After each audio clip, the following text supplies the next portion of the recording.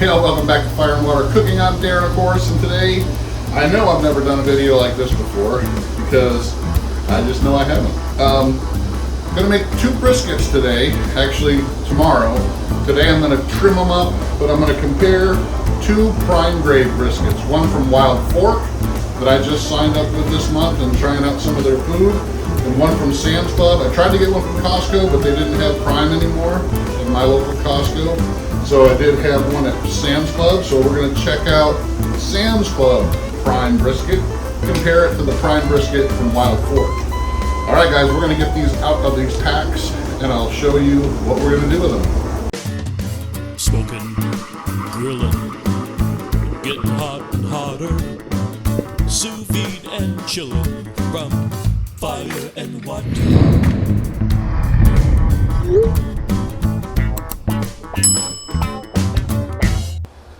Alright guys, I thought I'd get you a little bit closer here because you don't really need to see my face for this one. So I got both of these briskets. They were both right at about 60 bucks. So this one was at $60 and change. This is at 63. So this one is a little bit heavier. This is right at 9.74 pounds. You can see it says on the sticker there. So Wild Fork prime brisket. One of the things you can tell is this has a lot more fat on it. So this doesn't really have that much of a big decal, just a little piece here, and it has some here on the back side. It's pretty much trimmed, and it's kind of flat, so it's maybe only about a little over 2.5 inches the whole way around.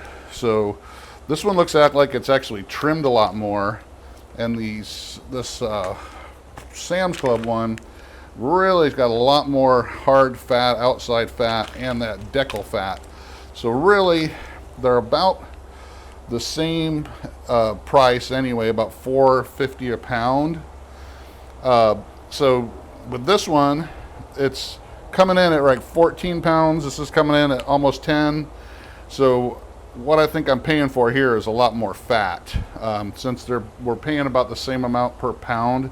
And I got a really big thick piece of decal fat here, and I got more fat on the back side. I think I'm paying a little bit more for fat on the Sam's Club one. So they're both rated prime, they're both graded prime, and I've heard a lot of people speculate that prime doesn't always mean prime, or there's different levels of prime. Because the grading is done on the ribeye section, that it really shouldn't matter too much on some of the other parts of the beef. But so one of the things I'm going to do is get these out of the pack. We'll trim up. We'll do one at a time, but I'm going to trim them up a little bit. Then we're going to season them up. I'm going to use both my Fire and Water Cooking black garlic and coffee seasoning and the all-purpose black garlic seasoning. So what that's going to give us is a combination of different flavors. The black garlic and coffee's got some coffee in there and some other seasonings, and so does the all-purpose. Let me go ahead and get these out. Actually, I'll start with the Wild Fork one, show you how I'm going to trim it up. And we're going to put it in these pans, and we're going to let it brine overnight. We're not going to cook them today. I'm going to get these all seasoned up, let them sit in the refrigerator overnight in these pans and brine, suck up that salt into the meat. And tomorrow morning, super early, we'll get out here and we're going to cook them on the KBQ, Karubecue, and try to do it hopefully within 12 hours. So we're going to start really early, get them done, get them all smoked, and then we're going to keep them in our holding oven overnight for a event we're doing on Sunday morning. So, all right guys, let me get this out of the pack and start trimming it up. I'll be right back. All right guys, so we're going to start with the Wild Fork one here, take it out of the pack. And like I said, the biggest difference I can tell just from looking without taking them out of the pack is the amount of external fat that needs to be trimmed off. The Wild Fork looked like it was pretty well trimmed. There's not a whole lot of things I have to take off, not a whole lot of extra fat I have to take off. As far as the marbling goes, it looks pretty good. I'm going to go ahead and season this one up, then we'll take the Sam's Club. And like I said, it's got a lot more big, heavy pieces of fat that we have to trim off. A lot more nastiness there along the edge that has to come off as well. So that's the biggest difference as far as marbling. They're both very similar in the intermuscular fat, but this heavy trimming I had to do on the Sam's Club one was a lot more work, and you're paying for a lot more fat. I'm just going to show you here at the end the difference how much fat I had to cut off the Sam's Club compared to the Wild Fork. And as you can tell, the one on the left here is the Sam's Club, and the one on the right is the Wild Fork one. So a lot more fat cut off.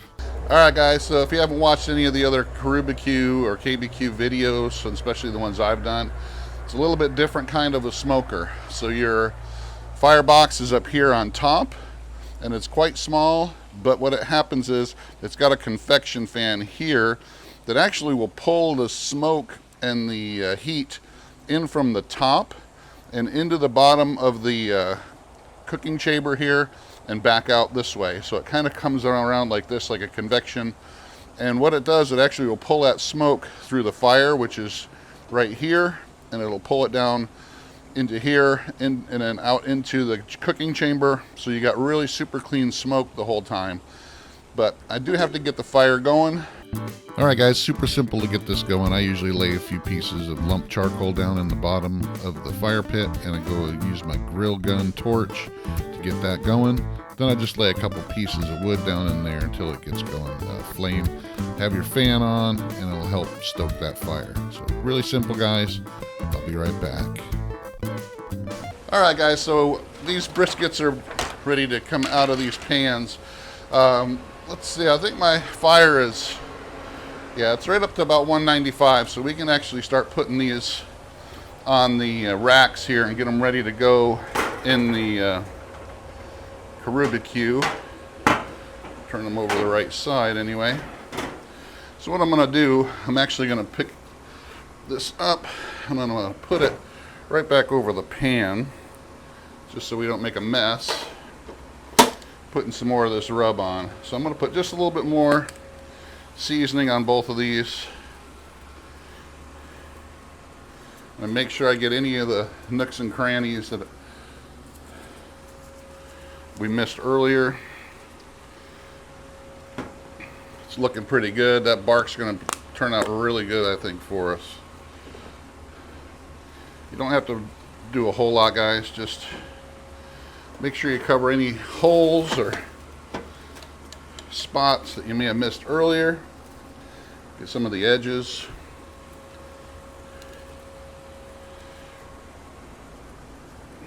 We want this to get a nice bark all over for sure. Some of that coffee, black garlic and coffee seasoning. All right, I think this one's ready to go in, so I'm going to go ahead and take you guys over to the smoker. We'll put this one in, and then I won't bore you with putting the second one in because we're going to do the same exact thing with both of them. I'll be right back. All right, guys, this is right at 220. I'm going to go ahead and toss another log in there.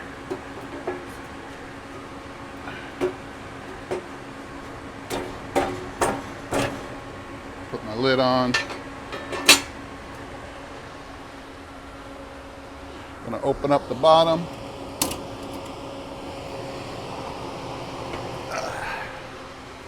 We'll put our first brisket on. Like I said, I'm going to have this one more towards the bottom. Then I'm going to put the other one right above it. And then at the top, later on, we'll put on some duck pastrami that I'm going to smoke. All right, guys, we'll see you when we're going to check on this a little bit later. All right, guys, it's been about 7 hours, I think, and we're going to go ahead and check out that bark. Pretty awesome. I'm going to go ahead and temp them, see where they're at as far as that goes. It looks like it's about time to wrap these. It's right around 170. All right, guys, I'm going to go ahead and wrap these in butcher paper for the rest of the cook. So I'm going to go ahead and just put the butcher paper down. I'm going to put just a little bit of beef stock in there just for some moisture. A lot of it's going to come out, but I'm going to wrap these up and put them back in. All right, guys, I'm at hour 12. The briskets are right at pushing 200, so I'm going to go ahead and pull them out. Like I said, I'm going to be actually putting these in a warming oven overnight anyway, so it's going to tenderize them a lot more overnight. But I'm going to pull these out right now so we can take a taste test, see how these actually taste, a different Sam's Club versus Wild Fork brisket. I'll be right back. All right, guys, steam still coming off of them. Take a look at that. So this one here is the Sam's Club, and the reason I can tell it was a little bit thicker and had a little bit more deckle fat too on the point, but they're both kind of jiggly. I know they probably need a lot more time to, especially on the flat, to loosen up, but that's all right. I'm going to do that in my holding oven. That'll do that overnight. So I'm going to take a piece off of the point section of both of these. Just cut a piece right off the top here so I can get some bark until it's done all the way. It's got a nice smoke ring. I'm going to let that cool for a minute while I cut a piece off of the point here on this one. Actually,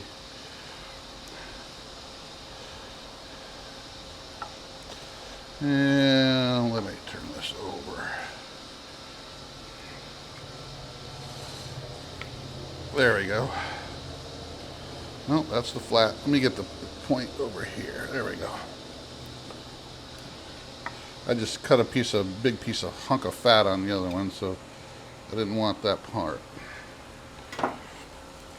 Alright, so there's a piece of the point of the Wild Fork one. You can tell I got a good smoke ring on that one too. I'll let them both cool down a little bit. They're still kind of hot, so go stuffing them in my mouth. So as you can tell, guys, they both look pretty good. The bark came out fantastic using the Fire and Water Cooking Edible Creations black garlic and coffee and the all-purpose. That pepper and the black garlic and the coffee on the coffee one really gives you a nice, really dark, deep bark that's not going to go anywhere. Should be able to take this one. This is a Sam's Club one.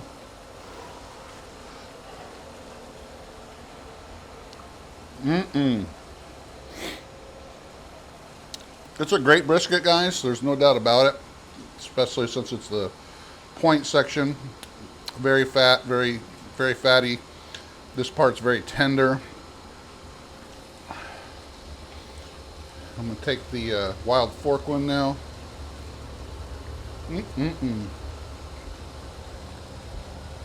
Same thing, very tender.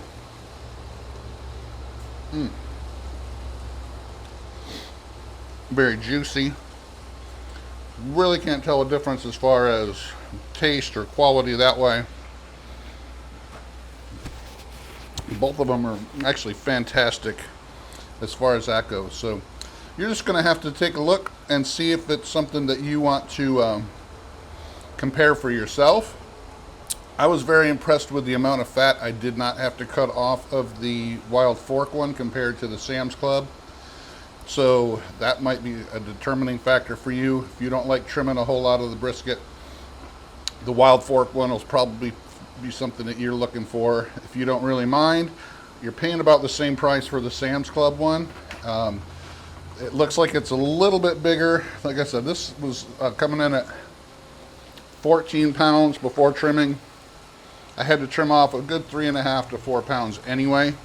I did trim off about a pound off of the Wild Fork, so that was more right at about 9 pounds, right at about 10.5 to 11 pounds.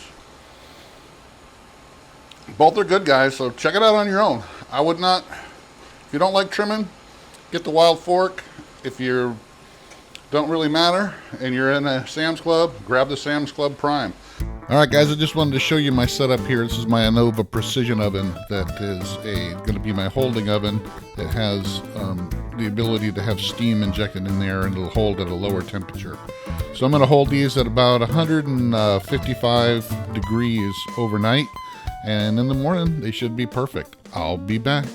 All right, guys, it's the next morning, and I'm getting ready to slice these up. This is the Sam's Club one, and like I said, they sat in my a Nova Precision oven overnight at 155 degrees with 100% steam.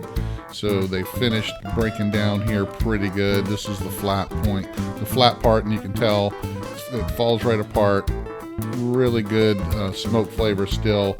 Nice smoke ring on it. Totally great. So turned out really good. Thanks for watching. Follow us on Facebook, Instagram. Make sure you follow us in our Facebook groups as well. And I'll see you again on the next Fire and Water cooking video.